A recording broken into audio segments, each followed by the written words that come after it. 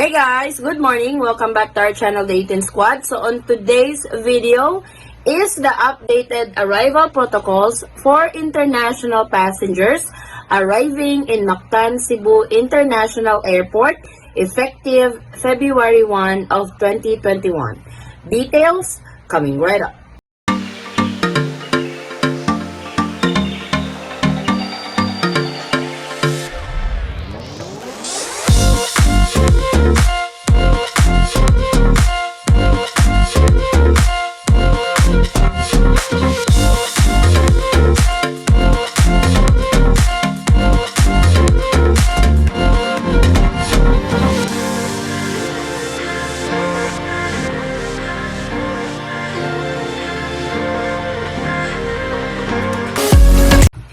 If passengers landing in Manila has to go through an arrival protocol, the Mactan Cebu International Airport also have an arrival protocols for passengers that has direct flight to Mactan Cebu International Airport. Here is the complete guide if you are one of those passengers arriving in Mactan Cebu International Airport.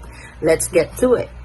Pursuant to the Interagency Task Force for Management of Emerging Infectious Diseases, or IATF Resolution number 96 and 97, all international passengers arriving at Mactan Cebu International Airport shall observe the following arrival protocols starting February 1, 2021. Before your scheduled arrival at Mactan Cebu International Airport, make sure to complete and ensure the following. For all types of passengers, complete the online MCIA passenger arrival registration form via mactancebuairport.com/COVID-19 registration within 5 days before your scheduled arrival date at Mactan Cebu International Airport. Take note of your barcode or travel reference number or TRN sent to your email address upon completion of the form. I will leave the link of the passenger arrival registration form in the description box as well as the link of the tutorial on how to fill it out and how to register for TRN. Please also take note when you register, use an accessible email because they will be sending barcodes or the TRN number that you will be needing when you arrive in Mactan Cebu International Airport. Adherence to the mandatory RT-PCR swab testing on the 5th day from the arrival date at Mactan Cebu International Airport, the swab test will be performed at the designated quarantine facility. For OFWs, the Overseas Workers Welfare Administration, or OWA, shall shoulder the cost of quarantine facility and swab test upon arrival. For non-OFWs, Filipino and foreign nationals, the following required arrangement are shouldered by the passenger. Number 1, a minimum of 7 days hotel booking confirmation at an accredited hotels. For the list of accredited hotels, you can visit this link. I will leave this link in the description box of this video. Number 3, RT-PCR swab test cost of 4,100 pesos, paid upon arrival or prepaid. So these are the pre-departure guide that you need to go through when you are landing in Mactan Cebu International Airport. Now let's go to the step-by-step arrival guide. Number 1, in-flight procedures. Prior to arrival, fill out and complete the following forms distributed by the airline crew while in flight. Number 1, health declaration form, and number 2, immigration arrival card. Step number 2, arrival briefing. Upon arrival, undergo required briefing by the Bureau of Quarantine. Step 3, validation. Once briefing is done, proceed to the validation counter and present the following: barcode or travel reference number, TRN. Remember that registration that you need to do 5 days prior to your flight. On step 3, that will be needed. Number 2, passport. Number 3, boarding pass. And number 4, health declaration form. Keep the printed barcode until the date of your scheduled swab test. Step number 4, temperature scan. Proceed to the thermal scanning by the Bureau of Quarantine. Step 5. Immigration clearance. Proceed to the immigration counter for clearance. Submit immigration arrival card. Step 6. Proceed to designated counters. Proceed to the designated counters at the arrival reclaim hall. For OFWs, OWA counter for hotel accommodation assignment. For non-OFWs, Filipinos, and foreign nationals, cashier counter for payment of swab test. Philippine and Visa card are accepted. For other currencies, proceed to the foreign exchange counter at the arrival area. Step number 7, claim luggage. Proceed to assign reclaim belt to claim baggage. Step 8, waiting area. Proceed to the designated waiting area and wait for a representative from the respective agencies for custom clearance.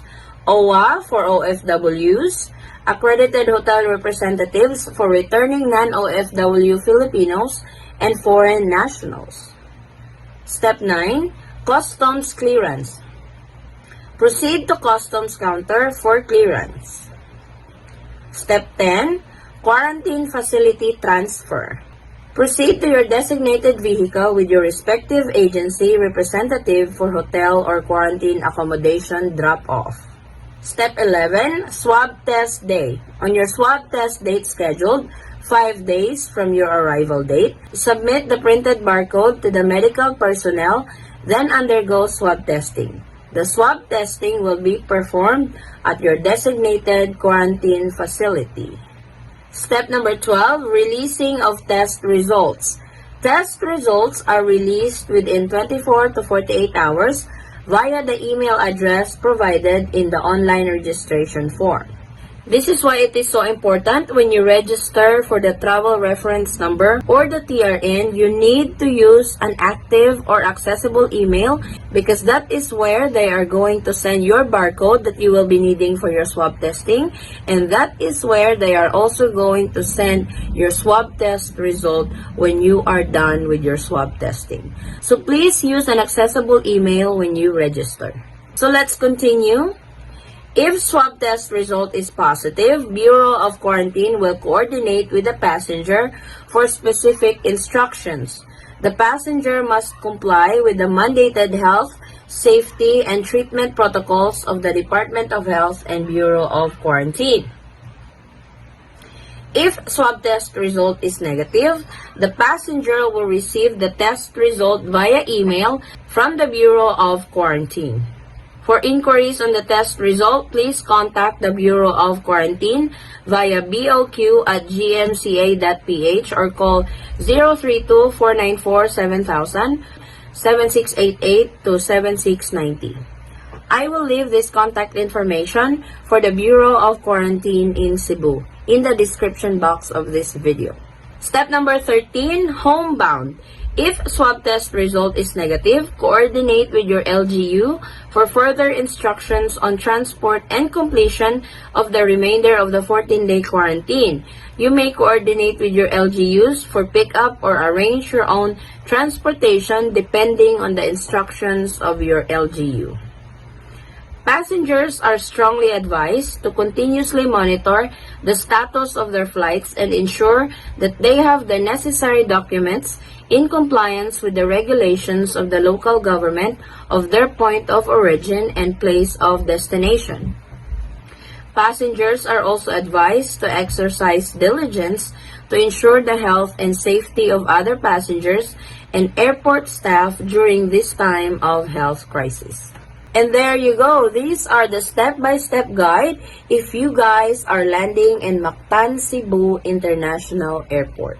I hope this will help our kababayans who are traveling to the Philippines who has a direct flight to Mactan Cebu International Airport. May you use this video as your reference on your travel to the Philippines. Thank you so much guys for watching. This is our update for today. If you find this video helpful, please give it a thumbs up and share it with your friends and family whom you know that can use this video as reference. If you are new to our channel, welcome. We do travel updates, and if you are not a subscriber yet, please consider subscribing and don't forget to hit that notification bell so you will be notified on updates like this. And to our subscribers and new subscribers, thank you so much for the continued support and trust to our channel, The Eaton Squad. I hope to see you guys on our next travel update. Stay safe, stay healthy, and God bless everyone. Bye! Alright.